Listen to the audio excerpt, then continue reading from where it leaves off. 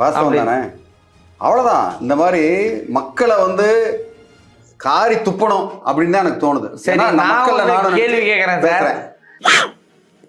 இந்த ஒரு தாலி சென்டிமெண்ட்டை வச்சு 10 எபிசோட நான் பரபரப்பா கேட்டேன் பாரு. நான் ஒரு கேள்வி கேட்கிறேன்.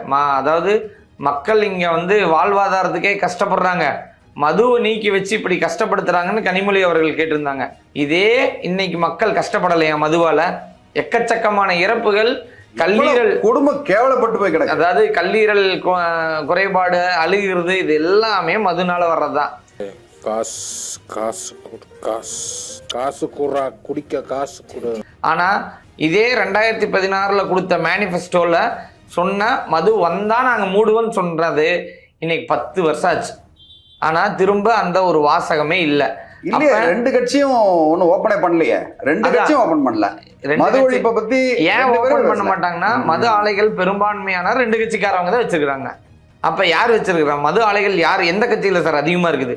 மது திமுக கட்சியில தான் அதிகமா இருக்குது. அதான் மது வச்சிருப்பாங்க, பார்ட்னரா இருப்பாங்க, இல்ல மாமூல் வரும், நிறைய ஒண்ணு வரும் சார்.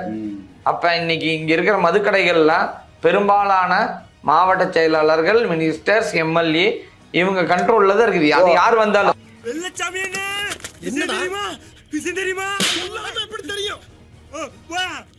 அதை சரி கட்டுறதுக்கு தான் இந்த ஃப்ரிட்ஜ், அதுக்கப்புறம் ஏசி, இந்த 8000 ரூபாய் பணம், 1000 ரூபாய் 2000 மாத்துறது எல்லாம் சார்.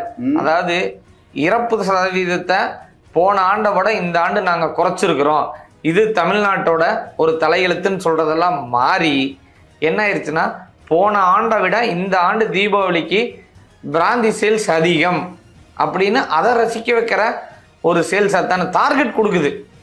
என்னமோ சேல்ஸுக்கு கம்பெனி வந்து எம்ப்ளாயிக்கு டார்கெட் கொடுக்குற மாதிரி டார்கெட் கொடுக்குறாங்க.